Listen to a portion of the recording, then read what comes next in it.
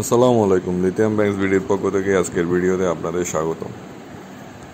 আজ আমরা আপনাদের জন্য নিয়ে এসেছি আরএপিটি সেল দিয়ে তৈরি 100 AH 12.8 ভোল্ট।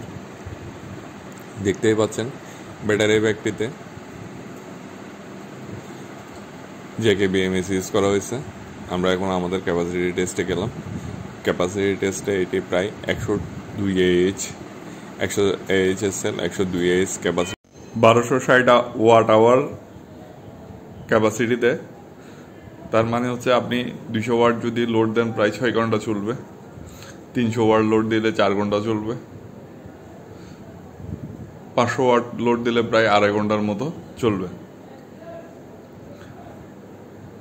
এই প্যাকটি কিনতে চাইলে আমাদের হোয়াটসঅ্যাপ নাম্বার অথবা ফেসবুক পেজে নক করতে পারেন।